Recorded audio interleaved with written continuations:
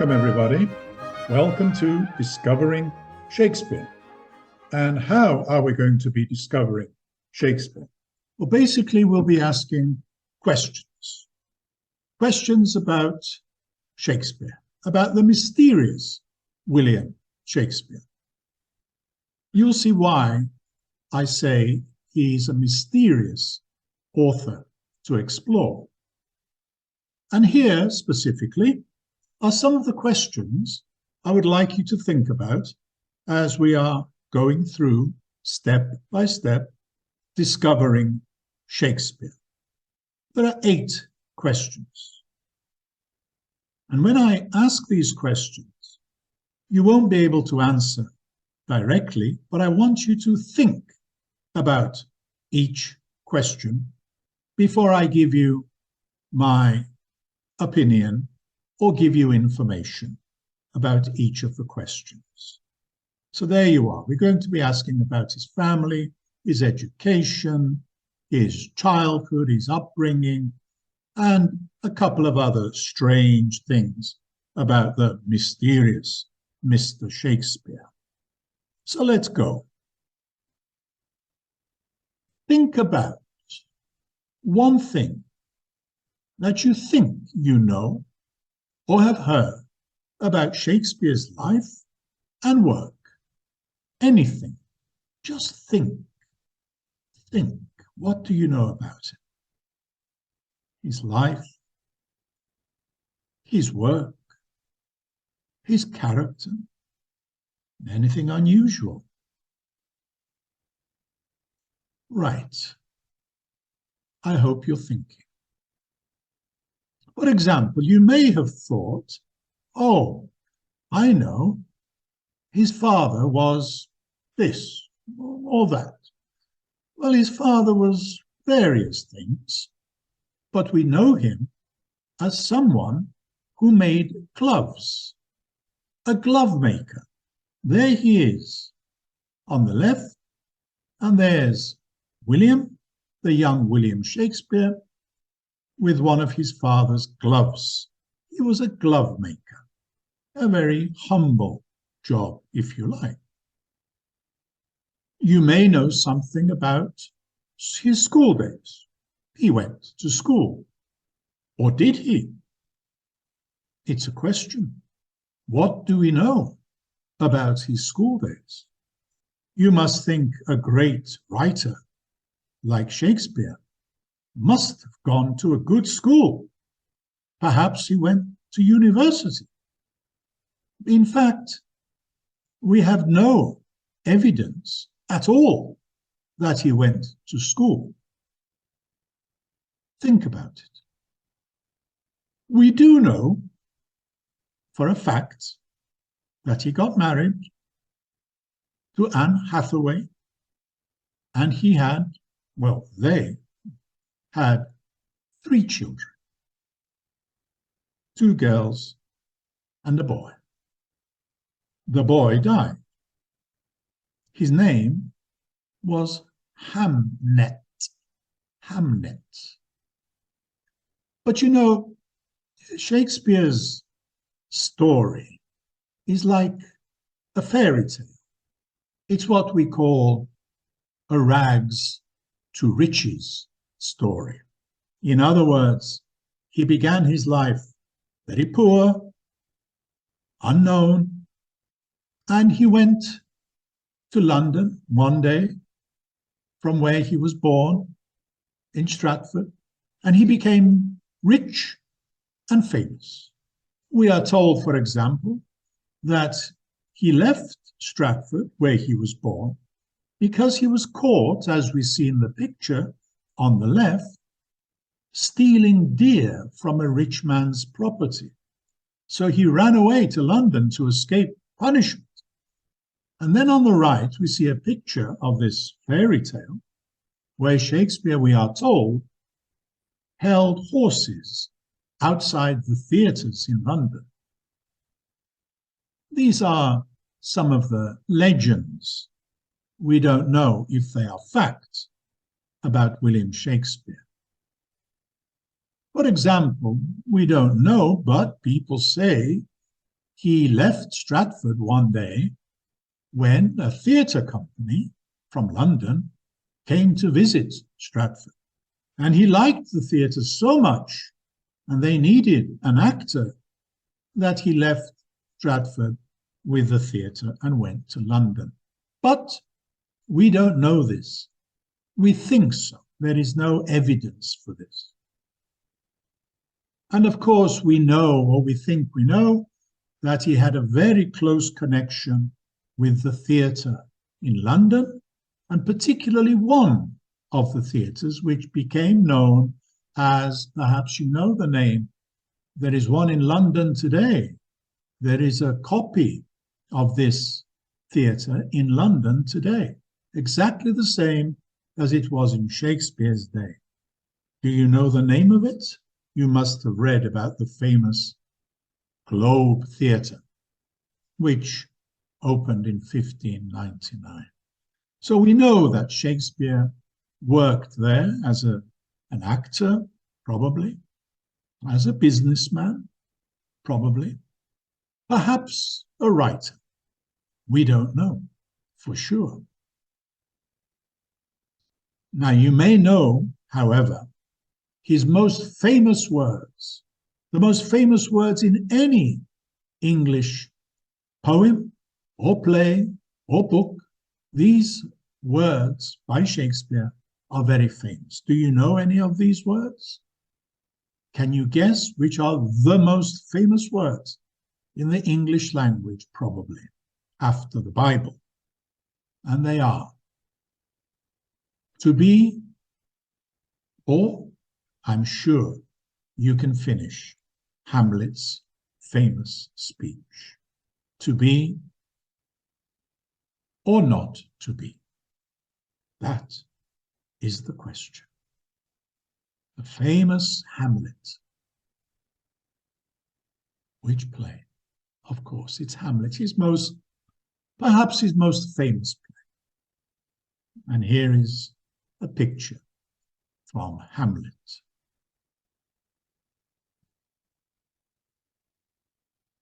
And also you may have heard of another play by Shakespeare.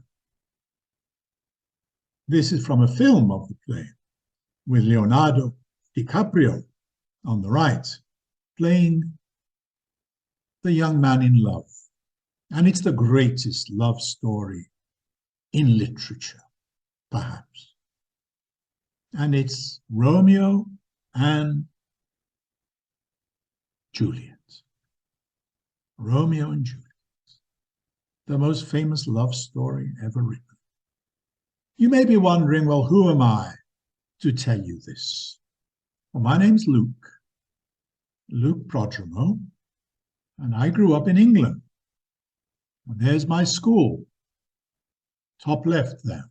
And it was here in Birmingham, at this school, that I first came into contact with the mysterious William Shakespeare. And it was a play by him called Julius Caesar, and I loved it. It was love at first sight. I mean, not with Shakespeare, but with the play and his plays. I fell in love with the works of William Shakespeare. And I loved them so much that when I finished university in Bristol, I applied to study more about Shakespeare here. Sorry, there we are. Bottom left, at the Shakespeare Institute, Birmingham, which is a centre where you can study everything about Shakespeare. And this is what I wanted to do. I wanted to spend my life watching Shakespeare, reading Shakespeare, teaching Shakespeare. And here at the top we see a picture of Stratford and the theatre, Shakespeare's theatre today in Stratford upon Avon. And when I was at school, I used to go regularly to watch plays at the Shakespeare Theatre in Stratford. Eventually, I leave Britain and I come to Greece. And in Greece, in Thessaloniki, I taught Shakespeare to the students, and I taught them all about the life of William Shakespeare. But you know, I loved the works of Shakespeare, but I always thought his life was a bit disappointing, mysterious. There was very little to connect the life of this man with the wonderful poetry, the inspiring plays I was reading. So this was a mystery to me. And as I told the students this story about him leaving Stratford and becoming rich and famous, it all seemed to me a little bit strange, mysterious, disappointing. So one day when I was in London, I go to a bookshop and I pick up a book called The Mystery or The Mysterious William Shakespeare. And in this, I read things which surprised me and changed my thinking about William Shakespeare. The book said very simply that this man that I had been teaching, the man from Stratford, did not actually write the works of Shakespeare, the famous Shakespeare. And that's why today, for me, it's a mystery and one that I want to ask questions about. So that's why today we're asking questions. Let's go then to begin our journey and look at Shakespeare with his family at home in Stratford, his father, his mother, his wife Anne, and here's one of his daughters, Susanna. We'll come back to their life at home. It's very important. So where was he born? I've mentioned it several times. Can you remember where he was born? And this will be important as we discover the mysterious William Shakespeare. He was born in a small town called Stratford. And he was born on April the 23rd, 1564. And we'll ask questions about Stratford and his birthplace and why it is part of the mystery of this man. Let's think about Stratford so you understand why I say it's a part of a puzzle. The population, the number of people in Stratford, was it a small number, 1,500, 15,000, 150,000? Was it like Larissa? Was it like a village? Well, we'll see. And why this is important. Of course, Shakespeare went to London, as we said. Can you imagine in those days, without trains, without planes, how long it took to get from Stratford to London? 4 days, 6 days, 10 days? And why is this important? I've mentioned his father already. You should know the answer to number 3. What did his father do? He sold gloves, books, or corn? Corn. We make bread from corn. Did they have books in the house? Did he sell books, Mr. Shakespeare? Well, the answer is, of course, that Stratford was a small place. It took 4 to 10 days to get to London, and his father sold gloves, as we said. Now, this is strange because Shakespeare, when he writes his plays and poems, does he write about the farmers of Stratford, the working people of Stratford, or does he write about something different, the aristocrats, the rich and the powerful? Well, he wrote about the aristocrats. Strangely, he did not write about the people he grew up with in Stratford, farmers, ordinary people, the middle classes, the working classes. He wrote about the aristocrats. His plays are aristocratic, almost every single one. Although his birth was a poor kind of birth, in a poor village, a town, a small town. His plays are all about the world of the aristocracy, the powerful and the rich. And when he wrote his plays, he often criticized the Queen and the Prime Minister. This, for me, was a mystery. How could an ordinary man from Stratford criticize, make fun of the powerful Queen Elizabeth I and her powerful Prime Minister? There he is, Mr. Burley. And how could he get away with it without being punished? He even shows us the Prime Minister, or a portrait of him, in the play Hamlet. And he shows us this most powerful man, the chief advisor to the Queen, the Prime Minister, let's call him, being killed by Hamlet. And Hamlet makes fun of this guy, and he kills him behind the curtain there, you see. How could Shakespeare do this and get away with it, I wondered.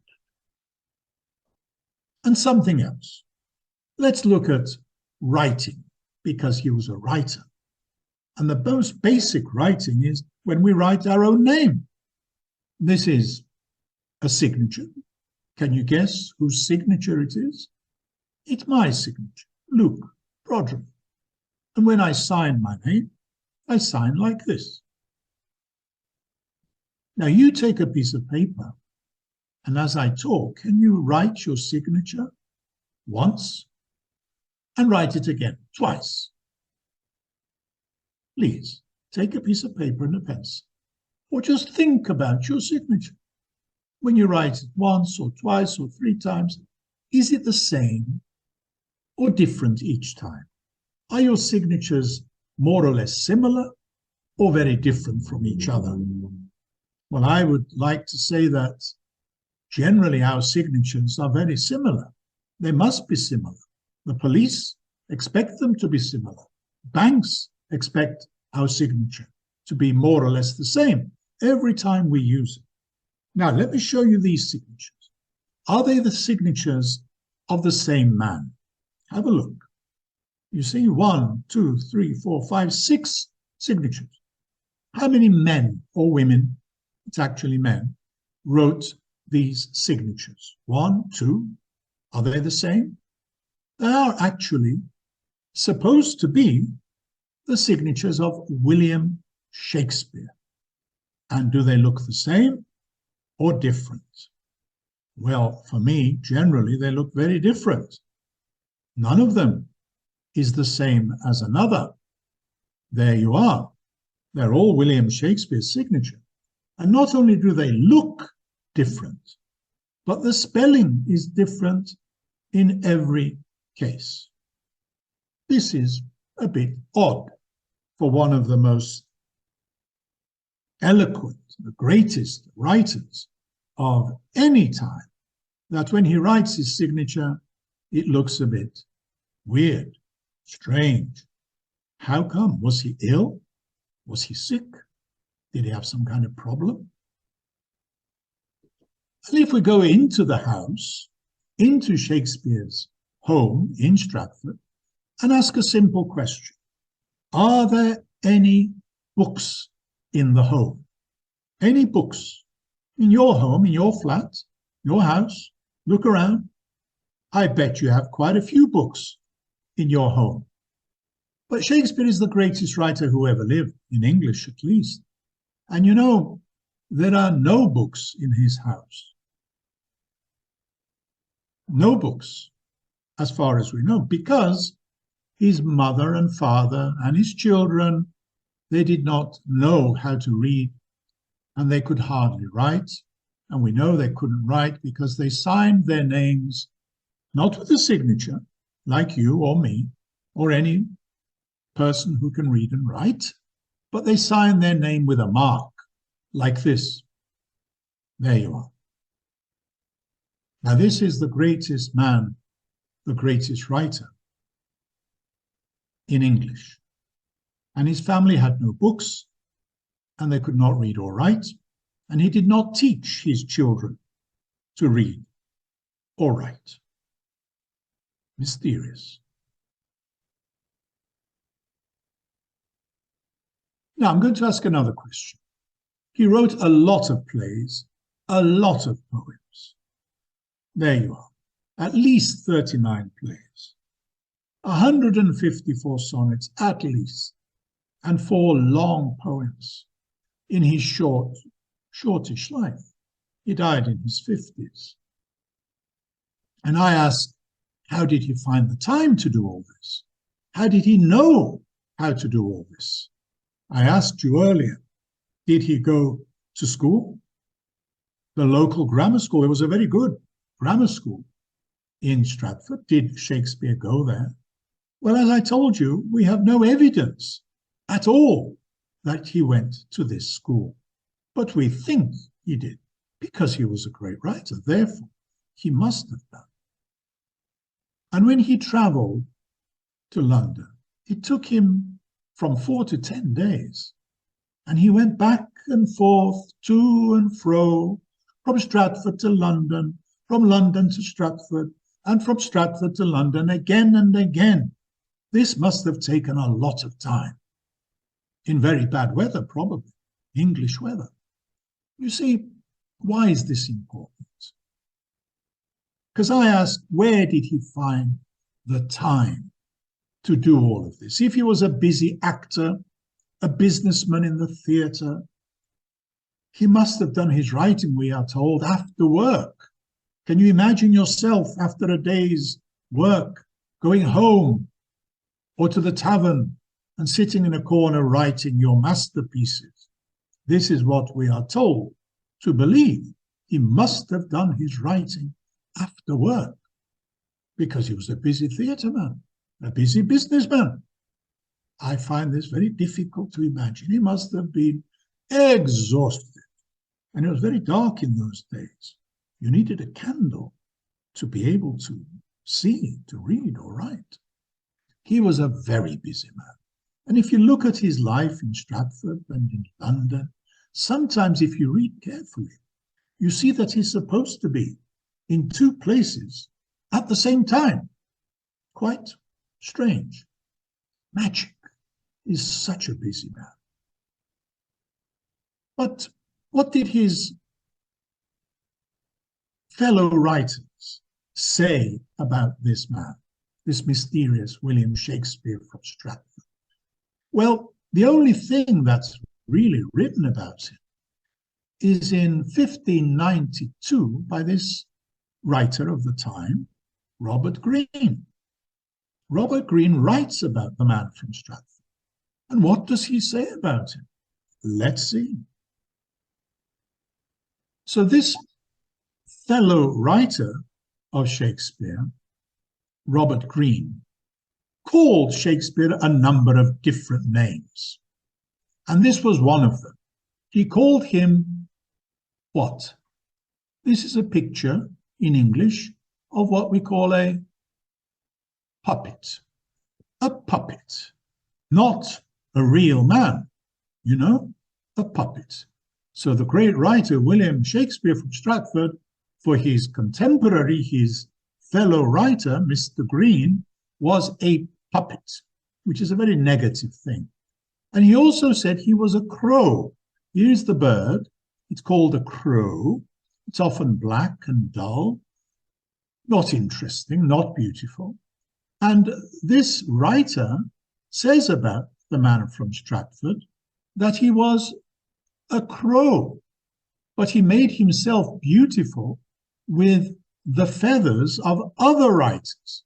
In other words, he stole other people's words, other people's plays, and he put his own name to this work. This is what Robert Greene says about Shakespeare. He also says he was an ape. There he is, an ape. What does an ape or a monkey do? He steals, is the implication, is the idea. He copies, he imitates, he steals from other writers. What a strange thing to say about the greatest writer who ever lived, that he's a puppet, a crow, an ape, a cheat, and more, much more, a cruel moneylender who takes money from his fellow writers, who steals their manuscripts. A nasty man on the whole. This is what they say. This is what they said about him. Now, let's change to a happier subject. Shakespeare had a favorite country. Can you guess from this picture which his favorite country was? In Europe. And the country is, of course, Italy. And the city here is Venice, I think. So Shakespeare loved Italy. He was passionate about Italy. You too may have been to Italy. It's still a very beautiful country. Venice, Florence, Rome, beautiful cities. Verona. Shakespeare loved Italy. He loved Italy so much, he wrote play after play about Italy. Plays set in Italy, comedies, tragedies, all in Italy. A great number of his plays. But why do I mention this? So what? My favorite country is Greece or Spain. Why is this important? Because it shows us, if we read carefully, that Shakespeare knew Italy very well, as if he had visited, as if he had been there. This is not knowledge from a book, because the things he says, you could only know if you went to Italy, as he must have done. For example, these two paintings. One of them, Shakespeare must have seen in the original in Italy, because he writes about one of them as if he had seen it, because you could not see this painting anywhere else. These two paintings are of the same subject. One of Shakespeare's poems is called Venus and Adonis, about Aphrodite and a young man called Adonis. And the painting that Shakespeare describes in this poem seems to be one of these two. And the difference between them, you see, is that in this one, Mr. Adonis is wearing a hat. There, you see? And when Shakespeare writes his poem, he refers to the painting where Adonis wears a hat. And only in this painting could you see Venus and Adonis, with Adonis wearing a hat. You had to go to Venice, in other words, to see it, where the painter lived. Only in Venice. Strange. So Shakespeare, we conclude, from this and many other examples which I can't give you now, he must have visited Italy. He mentions in Othello a particular place in Venice. He mentions in The Merchant of Venice a particular place near Venice, and so on and so forth. Now let's go to the end of our story. And at the end of one's life, we die, but if we're careful, we write our will before we die. And this is William Stratford's will, William of Stratford. He wrote a will. When you die, you say, I'm going to write my will. This is what I want to happen with everything I have after I die. The will. So think now, think. A famous writer, a great writer, what will he mention, do you think, in his or her will? Think. Something to do with writing, perhaps. But in William of Stratford's will, there is no reference to the life of a writer, no books, no documents, no other people, writers, patrons, people who were supporting him, helping him. Nothing. No people, no books, no objects, nothing. So he dies. Now, when a famous person dies, and he was the greatest writer of the time, what do you think people will say when they hear the bad news? You hear that a famous person today has died, a writer, an actor, or whatever. what do you think they will say? Something about this person. Well, this is what they said about Mr. Shakespeare from Stratford. Can you see that? The answer is, what did they say? Nothing. His death in 1616 was greeted by absolute silence.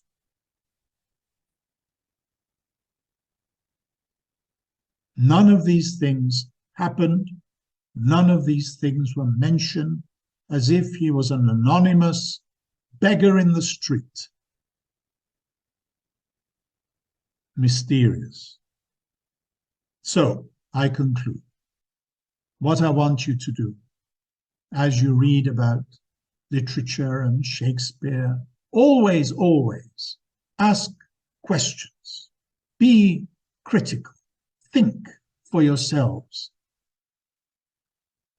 We've asked these questions today about his family, his school, his hometown, his growing up, the things he wrote about, his signature, other writers, and his favorite country. There are many, many, many more questions.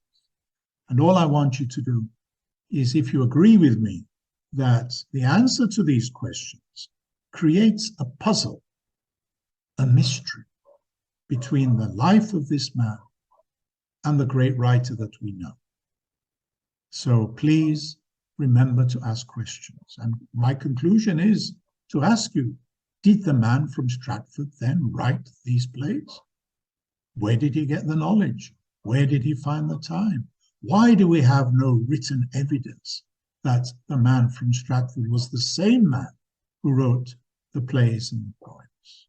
Why is there no absolute concrete piece of evidence that the name William Shakespeare is not a pseudonym for someone else?